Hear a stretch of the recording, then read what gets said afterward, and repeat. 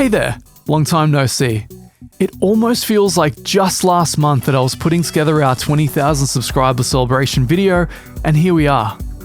I honestly never expected you folks to keep coming and supporting the channel even after we took a break some months ago. Ironically, with the F1 video hooking into the algorithm, it led to one of the best growth periods in the channel's history, taking us past 40k rather quickly and up to a milestone I honestly thought the channel would never hit. These videos tend to not be very popular, so I know that the people watching it are the closest supporters.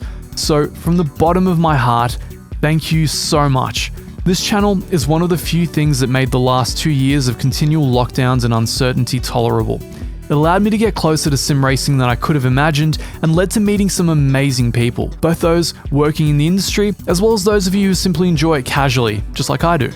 This snuck up so quickly that I didn't even have this video ready to go live in time. I literally logged on earlier today and got completely blindsided. I was supposed to be checking out the new ACC and AMS2 updates tonight, but this seemed like a worthy occasion to delay those videos a little longer. So this seems like a good place to talk about the potential future. While I can't get into the specific details just yet, many of you have noticed that some of my near future plans abruptly changed, and that was certainly due to unforeseen factors. More on that in the future video though. For the time being, I'm having a lot of fun just delving into sim racing again. With the insane amount of updates being released across the board, it feels like no shortage of content to cover. Coincidentally, coming back to the channel around Black Friday also means no shortage of hardware to cover as well. It's been a wild ride, both trying to release products and run Black Friday sales with my own company while also covering the products of other companies here in sim racing.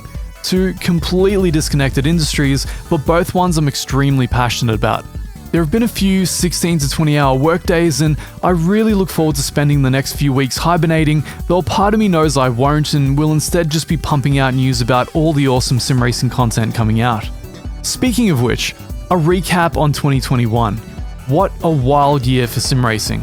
The start of the year marked Assetto Corsa Competizione releasing its long-awaited British DLC pack, coming in with some of my personal favourite racetracks, laser scanned to perfection in classic Kunos style, and rounding out a growing roster of content for ACC. The incremental updates kept coming until they finally culminated in the massive, free 1.8 overhaul which we saw released only a few days ago. Make sure to check out my test drive of that one if you haven't already. Meanwhile, Reza released a metric ton of content for Automobilista 2. Too much to get into detail about here, but it covered some legendary tracks such as Spa, the Nürburgring, the awesome Racing USA pack representing the GTE class, along with some killer tracks like Long Beach and Daytona. As I write this, they've just released their major version 1.3 update, promising driveline flex and a significant physics and force feedback overhaul. In fact, it was this very thing I booted the PC up to try, but got sidetracked by you awesome folks taking us past 50k. Oh well, I'm sure we can wait a few more days for that feature. RaceRoom Racing Experience got one of its most massive updates ever a few months ago, with a complete rewrite of the force feedback engine, finally allowing us to feel the depth of their simulation and physics engine. I had an absolute blast driving the Nordschleife in that sim, even though I'm unsure whether they ever got the AI to correctly calculate their fuel loads during endurance races around there. All the same, it was great to see one of the most overlooked sims emerge and take another swing at the forerunners in the industry. Meanwhile, BeamNG continued to do as BeamNG does.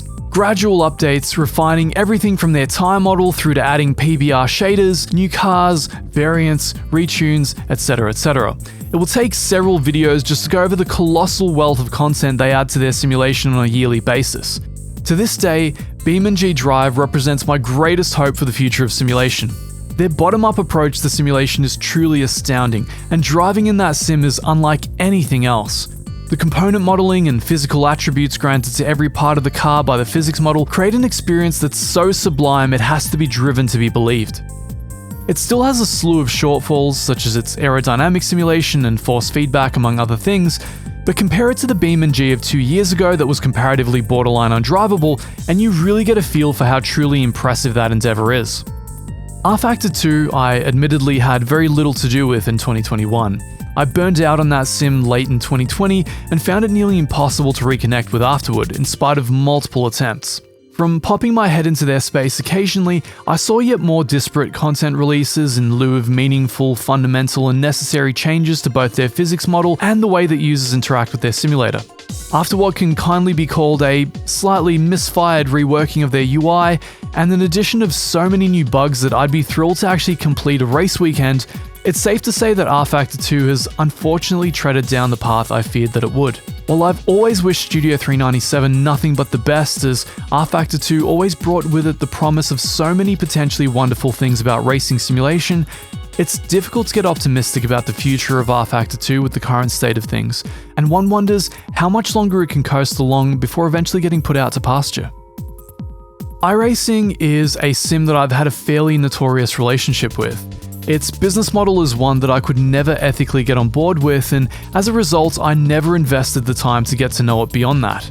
Recent developments have put me in a position where I've turned the odd lap in iRacing and developed a greater understanding of how it represents the driving experience. While my opinions regarding the state of its monetization haven't changed, this has opened us up to the potential of delving into iRacing content purely from the perspective of analyzing the driving experience, as we do with so many other simulators.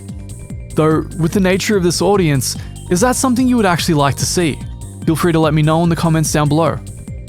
Lastly, while the simulator itself is long deprecated, the astounding modding community around the original Assetto Corsa is working hard to continue making it one of the best platforms for overall content creation.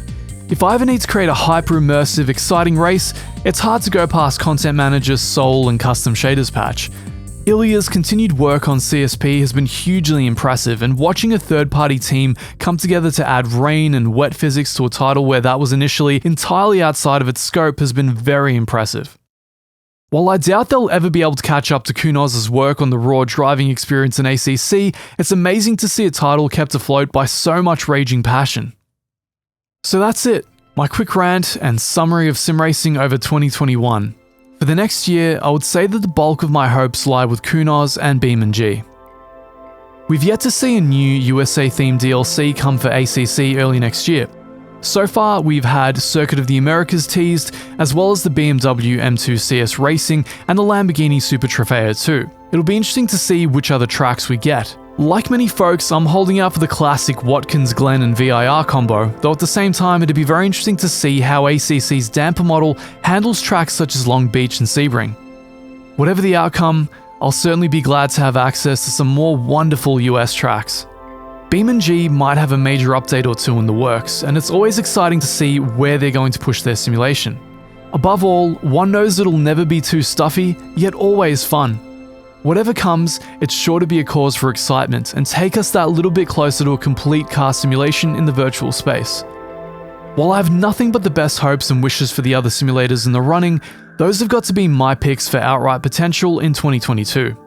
Though, as a guilty pleasure, I do have to admit I am so keen to delve back into Gran Turismo with the release of 7 next March. This was the simulator which started it all for so many of us back in the mid-90s, and in some ways you always look to it with reverence. For everything the Gran Turismo doesn't do in simulating the intricacies of car behaviour, they do so much to capture the spirit of motorsport and the beauty of this hobby that we all love. Above all, they continue to celebrate the shitbox JDM culture that I grew up with, and that alone has got to be worth a ton of respect.